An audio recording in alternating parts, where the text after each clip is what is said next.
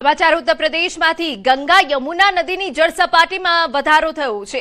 પ્રયાગરાજમાં પૂરનો ખતરો વધી ગયો છે।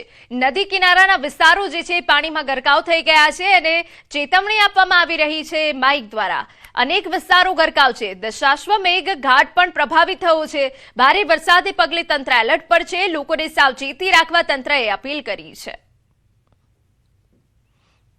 छत्तीसगढ़ના અનેક જિલ્લામાં ભારે વરસાદ પડ્યો છે। બિલાસપુરમાં હવામાન વિભાગે રેડ એલર્ટ જાહેર કર્યું। શહેરના અનેક વિસ્તારોમાં પાણી ભરાઈ ગયા।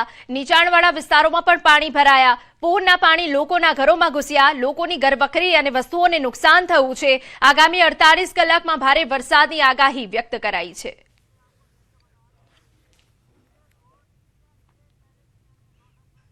સમાચારમાં વાત હવે અરવલ્લીની કરીએ તો લાંબા વિરામ બાદ અરવલ્લી જિલ્લામાં વરસાદી માહોલ જામ્યો। મોડાસા શહેરમાં વરસાદ પડ્યો છે। વરસાદ વરસતા ખેડૂતોમાં ખુશીનો માહોલ છે। વરસાદ વરસતા વાતાવરણમાં પણ ઠંડક પ્રસરી ગઈ છે।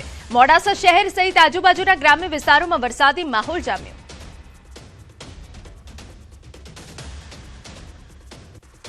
વાત કરીએ વલસાડની તો જિલ્લામાં આજે પણ વરસાદી માહોલ યથાવત રહ્યો છે। વહેલી સવારથી જિલ્લામાં વાદળછાયું વાતાવરણ। પારડી, વાપી, વલસાડ સહિત આસપાસના વિસ્તારોમાં વરસાદ પડ્યો છે, જેનાથી ખેડૂતોમાં ખુશીનો માહોલ છવાઈ ગયો। વરસાદ વરસતા ગરમીથી લોકોને આંશિક રાહત મળી છે। હવામાન વિભાગની આગાહી છે, આજે દક્ષિણ ગુજરાતમાં ભારે વરસાદ પડી શકે છે। સુરત, તાપી, વલસાડ, નવસારી, ડાંગ, દમણ, દાદરા નગર હવેલીમાં ભારે વરસાદી આગાહી વ્યક્ત કરાઈ।